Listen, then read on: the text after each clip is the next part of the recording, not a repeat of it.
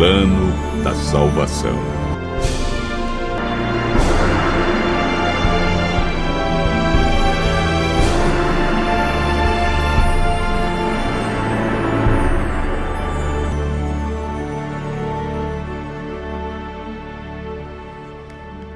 Para Deus, não importa o que fomos ou o que fizemos no passado.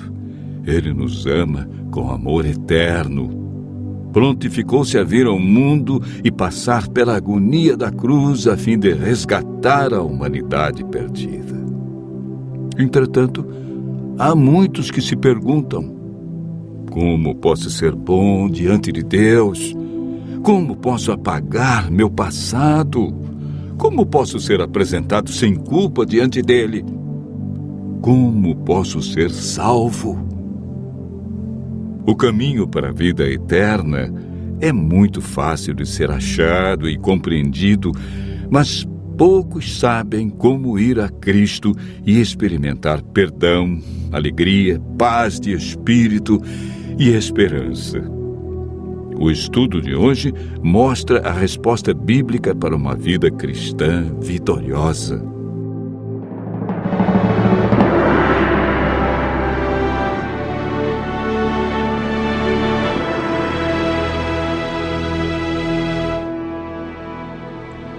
Assim que entrou o pecado no mundo, a divindade foi movida de compaixão pelos seres humanos. O Pai, o Filho e o Espírito Santo elaboraram um plano de redenção. Cristo se prontificou a deixar as cortes celestes, descer à terra como homem e pagar a pena do pecado e redimir a humanidade. O plano para a salvação do homem não foi um projeto tardio, elaborado posteriormente. Já antes da criação do mundo, Deus viu que o homem poderia errar. Ao pecarem, Adão e Eva perderam sua natureza perfeita. Deus não podia permitir que eles comessem da árvore da vida por mais tempo, pois, se comessem de seu fruto, viveriam para sempre e sofreriam constantemente os resultados do pecado. A Bíblia afirma que por um homem entrou o pecado no mundo e pelo pecado a morte. Assim também a morte passou a todos os homens, porque todos pecaram. O salário do pecado é a morte, mas o dom gratuito de Deus é a vida eterna em Cristo Jesus. Romanos, capítulo 5. Verso 12 e capítulo 6, verso 23. Após a entrada do pecado, Adão e Eva ouviram a voz do Senhor Deus que andava no jardim pela viração do dia. Esconderam-se da presença dele, o homem e sua mulher, por entre as árvores do jardim.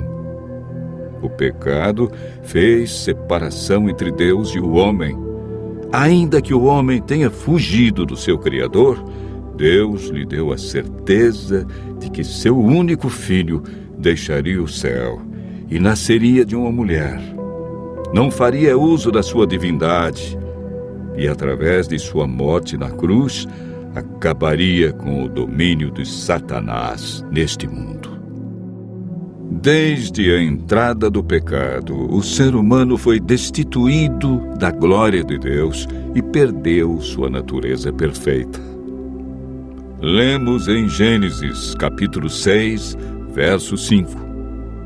Deus viu que a maldade do homem estava se multiplicando na terra e que a vontade do seu coração era continuamente má. O salmista Davi declara: porque eu nasci em pecado, e em pecado me concebeu minha mãe. O profeta Jeremias descreve o estado do coração do homem após o pecado. Ele diz: enganoso é o coração mais do que todas as coisas, e desesperadamente corrupto. Quem o conhecerá? Jesus afirmou que é do coração do homem que procedem os maus desígnios, adultérios, prostituição, furtos, falsos testemunhos e blasfêmia.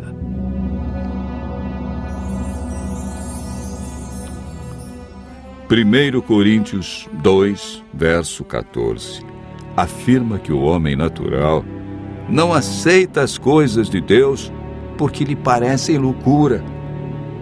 O apóstolo Paulo relata a grande luta que existia em seu coração. Ele declarou: porque eu sei que em mim, isto é, na minha carne, não habita bem nenhum, pois o querer o bem está em mim, não, porém, o efetuá-lo, porque nem mesmo compreendo o meu próprio modo de agir, pois não faço o bem que prefiro, mas o mal que não quero, esse faço. Mas se eu faço o que eu não quero, já não sou eu quem o faz, e sim o pecado que habita em mim. Romanos, capítulo 7, versos 18 a 15, 17 a 20. Jesus é o Cordeiro de Deus que foi morto desde a fundação do mundo. O profeta Isaías declara: ele foi humilhado, mas não abriu a sua boca. Como cordeiro foi levado ao matadouro, e como ovelha muda perante os seus tosqueadores, ele não abriu a sua boca. Isaías 53, verso 7. A Bíblia afirma que naturalmente o homem é escravo do pecado. É por meio do Espírito Santo que somos transformados em novas criaturas. 1 Samuel 10, verso 6, afirma: então descerá sobre ti o Espírito Santo, e serás mudado em outro homem. O Espírito Santo nos convence do pecado, da justiça e juízo. Ele nos guia ao conhecimento da verdade e implanta os princípios da lei de Deus no coração. A salvação está hoje ao alcance de todos nós, porque pela graça sois salvos, mediante a fé. E isso não vem de vós, é dom de Deus. Hebreus, capítulo 5, verso 9, afirma: e tendo sido aperfeiçoado, tornou-se o autor da salvação eterna para todos os que lhe obedecem. A obediência é fruto da salvação em Cristo Jesus. Continue ouvindo a voz de Deus e aceite a salvação através do grande sacrifício de Jesus Cristo, realizado na cruz para ter a vida eterna.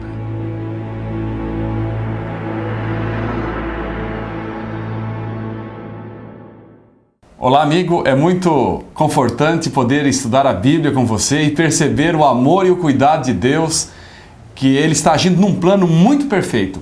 E você já acompanhou aí as mensagens do Cid Moreira e você percebeu que ele falou a respeito do plano da salvação.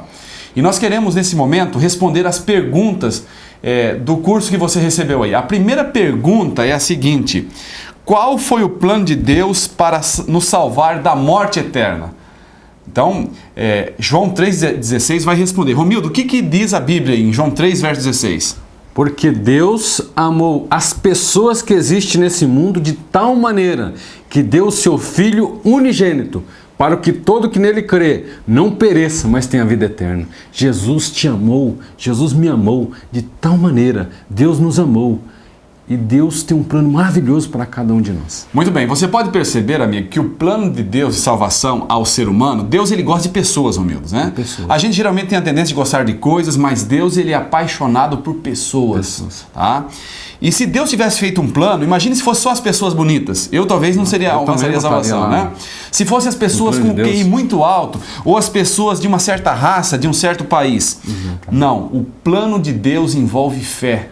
O plano de Deus é para todo aquele que nele crê, aquele que aceita a sua palavra, aquele que é humilde. Afinal de contas, a humildade abre qualquer porta, não é verdade? Com certeza. E no plano da salvação, se você quer a eternidade, amigo, você tem que aceitar a soberania de Deus e o plano dele. E nesse plano está a crer. Todo aquele que crê. Exatamente. Muito bem. Agora, Jesus nesse plano envolveu Jesus, o seu Filho. E a pergunta número 2 diz assim, ó, a quem Jesus Filho, o Filho de Deus, veio salvar? Lucas 19, verso 10, na casa de Zaqueu ali, no contexto, Jesus falou que ele veio salvar e buscar o perdido. Então você tem que saber que nessa vida, sem Deus, você está o quê? Perdido, né? Perdido. Deus sem você continua sendo Deus, mas a gente sem Deus, a gente não é... somos nada. Não somos nada. Não somos nada. Pergunta número 3. No plano de salvação, Romildo, está o Espírito Santo. E qual é a obra do Espírito Santo no plano de salvação? Meus queridos, o Espírito Santo, quando ele vem sobre uma pessoa, ele convence a pessoa do pecado, da justiça e do juízo. O Espírito Santo transforma a vida dessa pessoa, mas você precisa permitir a atuação poderosa dele na sua vida. Romildo, o Espírito Santo convence do pecado. Do pecado. Então o Espírito Santo não trabalha fora da Bíblia. Não, Porque pecado é a transgressão da lei, né? Exatamente. É se afastar de Deus. Exatamente. É se afastar dos princípios de Deus. Dos princípios de Deus. Então o Espírito Santo, no plano de salvação, é nos convencer do pecado, da justiça, que é Jesus Cristo, e também do juízo vindouro. Exatamente. Ok? Você tem também a pergunta número 4. Para libertar do pecado, o que deve fazer o pecador em primeiro lugar? Olha, o pecador precisa se arrepender e se converter. Atos 3, versinho 19. Quando você se arrepende das coisas erradas que você fez e você com o coração contrito busca Deus, Ele fica feliz e quer te ajudar, mas Ele não vai fazer isso sem você dar o primeiro passo. E o primeiro passo é ir em direção a Ele e falar, Senhor, eu estou arrependido. É interessante que nesse momento que nós vivemos, existe uma certa crise no mundo cristão. Exatamente. Porque se fala que a lei de Deus não vale mais. Mas né? vale. E como que a pessoa vai se arrepender se ela não tem a lei? Porque aqui fala que a obra do Espírito Santo é nos convencer do pecado. Então, a gente vai estudar isso num outro tema, numa próxima aula. Você percebe aqui que é necessário para a salvação o arrependimento, ok? E para você se arrepender, você tem que conhecer a palavra de Deus, você tem que estudar. Com certeza. Porque aí você vai ver que o padrão de Deus ele é elevado, ele tem um padrão elevado para a minha vida e para a sua vida, para a gente ser mais feliz, ok? Um padrão de bondade, de amor, né? Com certeza. De paciência. A pergunta número 5. O que leva os pecadores ao arrependimento? Interessante. Aqui a Bíblia diz em Romanos, né, que a bondade de Deus leva as pessoas ao arrependimento. E também aquela passagem, né, lá no livro de 1 Samuel, capítulo 10, versículo 6. Que vai mudar o homem, né? A atuação do Espírito Santo. Vai mudar o homem. O Espírito Santo transforma o homem. O Espírito Santo transforma a mulher. O Espírito Santo transforma vidas. E Ele quer transformar a você. A resposta da pergunta número 6 diz o seguinte: qual foi o preço exigido para salvar o pecador arrependido? O sacrifício de Jesus. Eu e você temos dívidas espirituais. Mesmo estudando a palavra de Deus, a gente é falho. E diante de um Deus santo, somente o seu Filho para vir e pagar o preço que a lei de Deus, a justiça de Deus, ela exige. Por isso que a gente se torna agradável a Deus quando a gente aceita Jesus Cristo. Pastor, okay? Interessante no livro de Hebreus, capítulo 4, verso 15, ali diz que Jesus não cometeu nenhum pecado. Ou seja, Jesus veio para fazer aquilo que Adão e Eva não fez, assim dando a nós o direito da salvação e do perdão também. Muito bem, a pergunta número 7. Como alcançar e ter a salvação? Em 1 João 5, verso 11, capítulo 5, versículo 11 e versículo 12, diz o seguinte: quem tem o Filho tem a vida, quem não tem o Filho não tem a vida eterna. Então, amigo, a salvação ela chegou para você hoje. Você aceita Jesus Cristo como o primeiro na sua vida? Ele não pode ser o último, ele não pode ser o segundo, ele tem que ser o primeiro. Que Deus possa te abençoar e que você possa ser muito feliz aceitando a Jesus Cristo e seguindo Ele a cada dia. Que Deus o abençoe. Até o nosso próximo encontro. E essa decisão que você tomou agora, nesse momento, deixou o céu feliz, meu querido, minha querida. Volte no próximo encontro. Aguardamos você.